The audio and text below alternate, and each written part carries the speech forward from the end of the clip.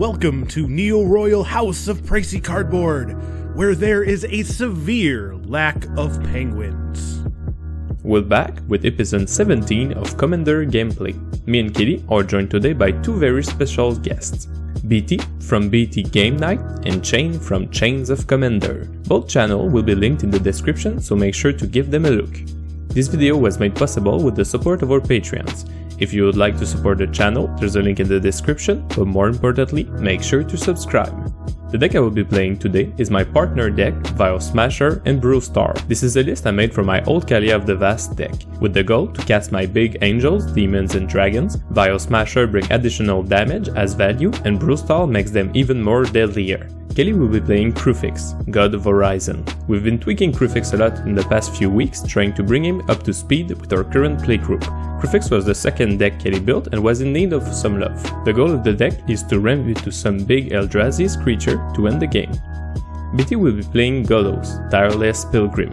I do not have the full list to describe the goal of the deck, but I do know that he runs some guild gates with Maze's End, some good ramp and at least one extra turn. A pretty scary deck for sure.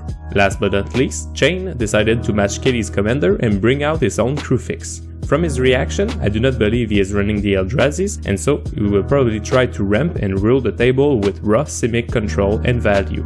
His opening hand contains Mystical Tutor, Force of Will, Boomerang, Cyclonic Rift, Soul Ring, Command Tower, and a basic forest. A lot of interaction, 2 lands with a Soul Ring and a fetch. Not bad, he only needs a couple of good draws and he's ready to roll. My opening hand contains Thundermaw Elkite, Kazul Tyrant of the Cliffs, Merciless Eviction, Talisman of Hierarchy, Gilded Lotus, Forbidden Orchard, and a basic Plains. Not too bad. I would like this hand better if there was a third land in my hand, but it's definitely playable. Assuming I get to cast my Gilded Lotus, the Kazul would keep me safe and I have a panic button with Merciless Eviction. Kelly's hand contains Consecrated Sphinx, Llanowar Elves, Priest of Titania, Terramorphic Expanse, Simic Growth Chamber, Shrine of Forsaken Gods, and an Eldrazi Temple. Having Llanowar Elves and Priest of Titania in the opening hand is really good. If she can top deck a green source turn 1, she'll drop Kruphix and the Sphinx in no time. BT's hand contains Avenger of Zendikar, Nissa's Steward of Elements, Circuitous Root, Soul Ring, Tropical Island, Godless Shrine, and a Dimir Guildgate. The Soul Ring into Circuitous Root's turn 2 is very much what you want to see in your hand. If Nissa managed to stay on the field to scry every turn, this is a great and fast hand. BT wins the die roll and gets to start this long-awaited match. He then drops a Dimir Guildgate. Kelly then drops a Forest and casts Llanowar Elves. I then drop a Nomad Outpost tapped. Chain then drops a Command Tower and casts a turn 1 Soul Ring. BT then drops a Maze's End and casts his own Soul Ring. Kelly then drops a Terramorphic Expanse and casts Priest of Titania. She cracks her Terramorphic Expanse for an island and pass. I then drop a Mountain and cast Talisman of Hierarchy, trying to keep up. Chain then drops a Forest and pass. BT then drops a Tropical Island, flexing a little bit on us. He then casts Circuitous Roots, fetching for a Gateway Plaza, and Gruul Guildgate to his battlefield. He pays the 1 for the Gateway Plaza. At the end step, Chain casts Mystical Tutor, putting Explosive Vegetation on top of his deck. Kelly casts her commander, Kruphix, God of Horizon. Knowledge is cruel. It will break your heart and test your allegiance. Are you certain you want this curse? She then drops a Simic Growth Chamber, returning a basic to hand. I then drop a Plains and cast my first commander, Vial Smasher the Fierce. Watch out, watch out! Chain then drops a Forest, and he casts Explosive Vegetation, fetching for 2 basic islands. BT casts Lotus Cobra, the new hot fun card of Standard right now. He then land drops a Godless Shrine untapped, taking 2. He then casts his commander, Golos, Tireless Pilgrim. In the right corner, the first 5 colors commander on this channel, the better Solemn Simulacrum, the fun Nar set. Please welcome Golos! Entering the battlefield, he fetches a Field of the Dead to his board. Lotus Cobra and Field of the Dead triggers. He follow it up with Nissa, Steward of the Elements, where X equals 1. He plus 2 Nissa to scry 2, bottoming 1 and keeping 1 on top. Satisfied with his turn, he passes. Kelly then drops a Command Tower. She then casts Consecrated Sphinx. After thinking about the situation and consulting the other players, Chain casts Force of Will for a life and a blue card from his hand, countering the Sphinx. I then drop a Forbidden Orchard. Tapping my land, I give the Spirit to Chain for his good deed. I cast Gilded Lotus. Vial Smasher triggers and deals 5 to Chain. At least he got the token, right? I then cast Vito, Thorn of the Dusk Rose. Heading into combat, I send Vial Smasher to Kelly. Chain untaps and casts Progenitor Mimic, copying Golos. Entering the battlefield, he fetches Ark of Orazca to his side of the board. BT start by +2ing Nissa to scry 2, bottoming 1 once more. He then activates Golos, exiling Darksteel Ingot, Mirror's Wake, and a Mana Confluence. He plays the Ingot first, then Mirror's Wake, and land drops the Mana Confluence. Sadly for us, no answers on either of them. Cobra and Field of the Dead triggers. He then activates Maze's End to put Golgari Guildgate to field and returning the land to his hand. He casts Growth Spiral, drawing a card and replaying the Maze's End. At the end step, Kelly floats 1 into Kruphix. Kelly land drops Eldrazi Temple. She casts Desolation Twins, creating a 10/10 creature on cast. She then passes. Look at the board and decide to cast Merciless Eviction, naming creatures. Vial Smasher triggers for 6 at BT. I then give the turn to Chain. He untaps, activates Arch of Orazca, and pass. Returning to Mr. 10 million mana. Oh yeah, right, double mana. Okay, I just forgot about that. 2, 3. Oh yeah, I'm filthy rich. BT casts Genesis Wave where X equals 7. Chain reacts with Mystic Snake, countering the spell. BT then casts Ujin, the Spirit Dragon. Once resolved, he +2 Ujin to bolt the counter Snake. He casts Wood Elves, and entering the battlefield, he fetches Breeding Pool to his board. He +2 Nissa to scry 2 and end his turn. Kelly casts Mystic Remora, hoping to draw some better cards, and pass. I cast Thundermaw Hellkite. There is no flyer, but the flying creature got haste.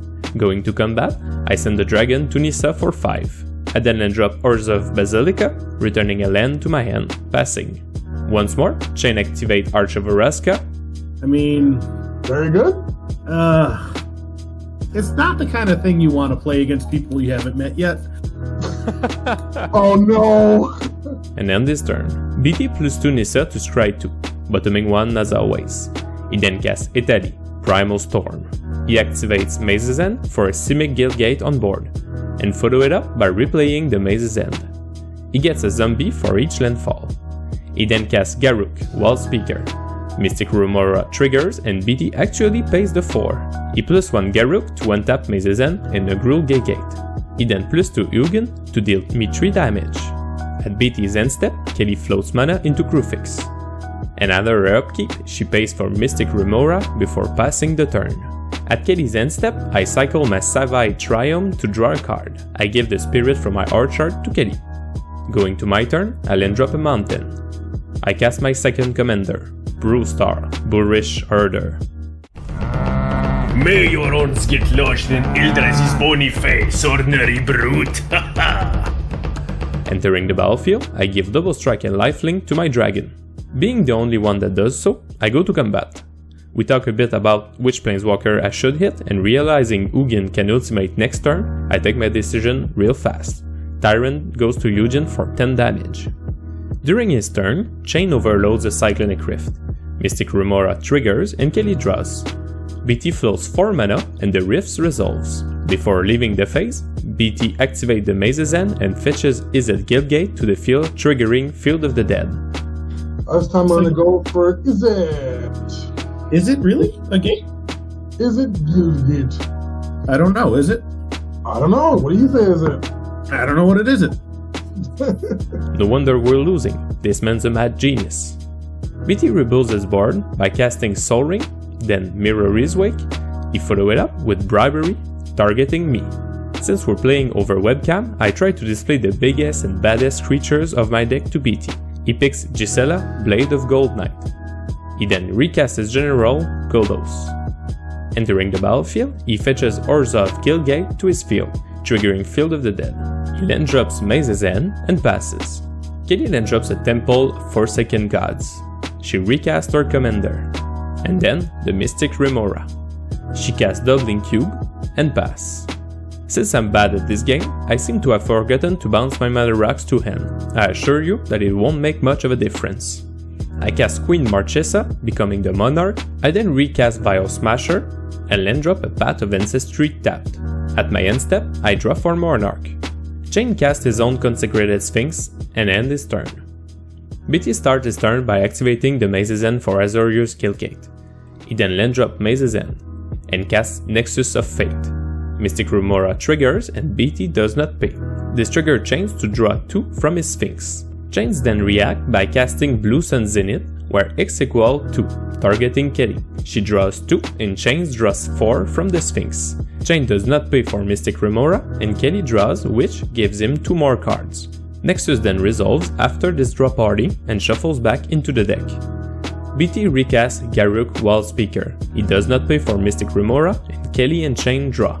He +1 Garruk to untap the Maze's End and Izzet Guildgate. He activates Maze's End for Burrow's Guildgate on his field. As this ability resolves, BT has 10 gates on the battlefield and win the game without using his extra turn. Looking back at this game, I agree that it was a bit one-sided. Most players were developing very slowly their board, while BT has a lot of resources. In his defense, he really took the long way out to win the game, and it should have been our job to stop him. Having a mana doubler with a lot of lands and a Soul Ring on turn 5, who wouldn't be ahead with this setup? It also took us 1 full hour to get ready for the game, so it was certain that I would make a video out of it. Maze's End fetched more than half of the gates from BT's library. A well-placed Ghost Quarter or Strip Mine would have gone a long way. I wonder if my merciless selection would have been better exiling all enchantments instead of creatures, to get rid of the mana doubler. But with a repeatable land ramp on Chain's side, 2 10/10s on Kelly's side and a really strong snake on BT's side, creatures kinda made sense to me at the moment. You can expect future episodes with BT and Chain as we plan to do this again sometimes. Thank you for taking the time to watch this video, and thanks to BT and Chain for a super fun game of EDH. Go check them out on YouTube at BT Gamenight and Chains of Commander. They make great content. Links to their channels will be in the description. See you soon and take care.